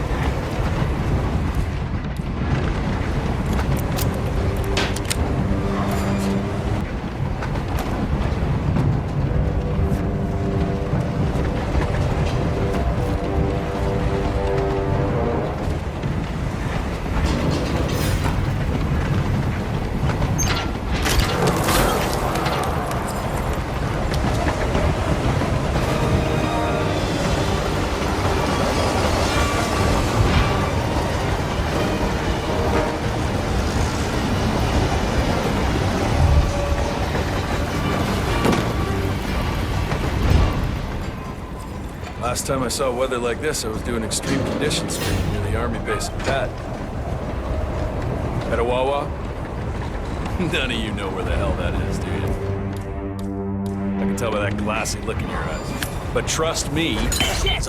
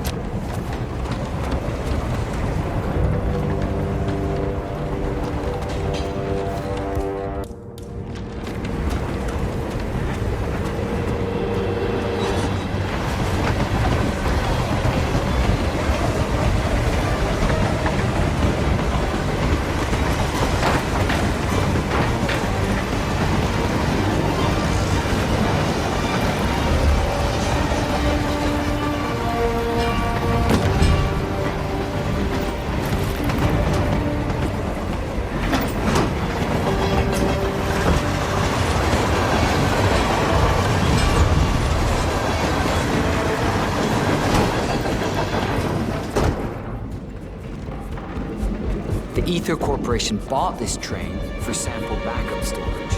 But since the bombing of the R&D site in Johannesburg, they're refitting the cars as a mobile field lab. Huh. So what did the Russians use it for back in the day? The way I hear it, this used to be some kind of KGB black site. Mobile missile launch control center, prison transport.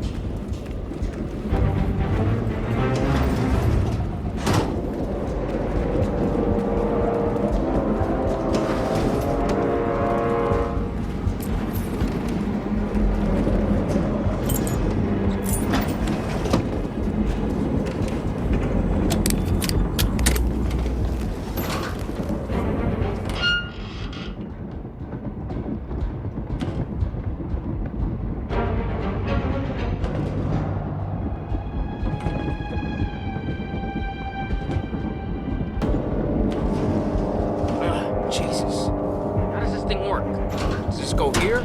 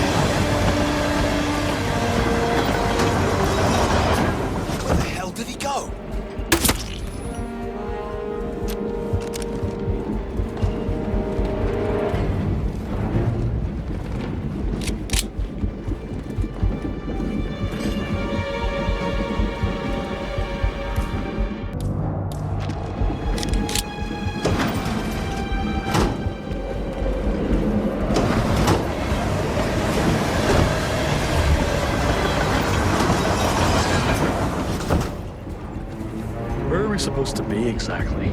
Ukraine? It all looks the same to the blizzard. Nah, somewhere in Romania. We're on a loop from Zagreb to Irkutsk. Isn't that risky? What about border inspections? They use a system of decommissioned rail lines and pay the local governments to look the other way.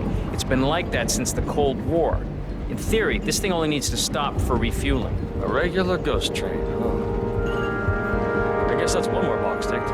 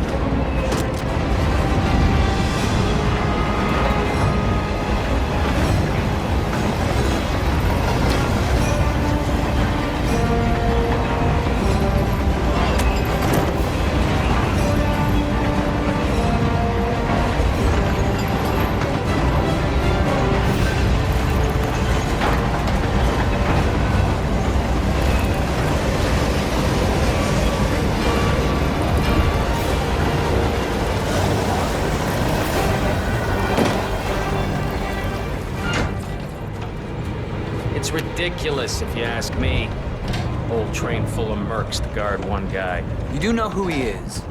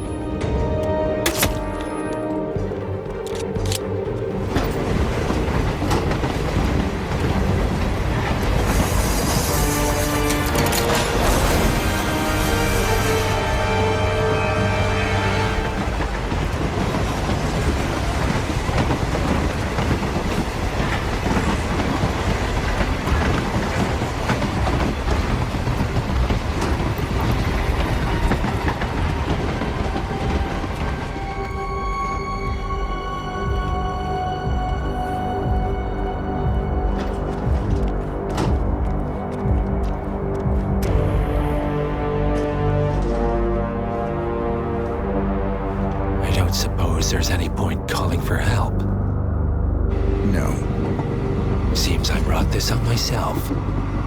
Well played, Miss Burnwood. Do you really think she'll be able to resist all that power? This is not how people work.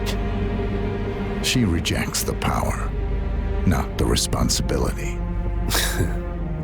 A noble idea. But please join me in the real world. I trust you already know what this is. Why not simply take it? Embrace who you were always meant to be. No, never again. Well, I had to try. Go on then. Do your thing. At least I die knowing who I am.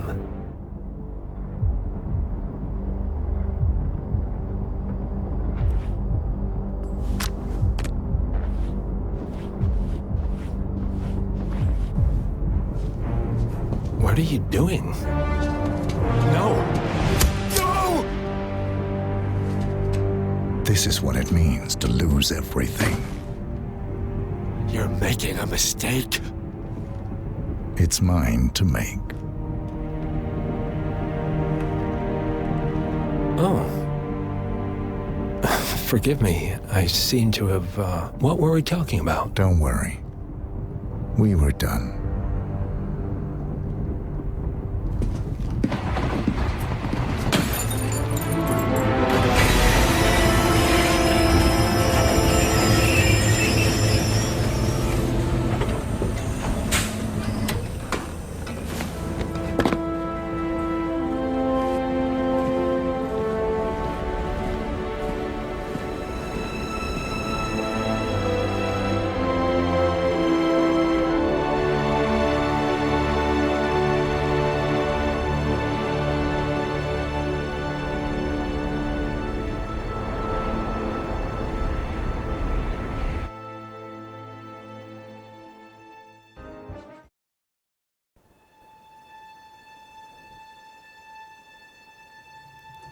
The string of resignations at the top level of international finance continues as Milton Fitzpatrick CEO Alexander Fannin joins the president of Hamson Oil, Quantum Leap founder Tim Quinn, and plenty of others step down.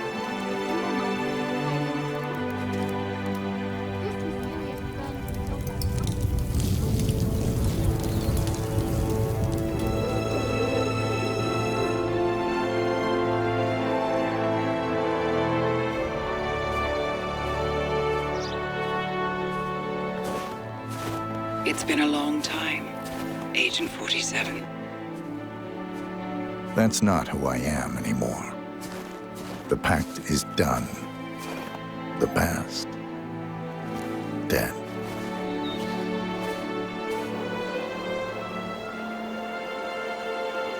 And yet, here you are.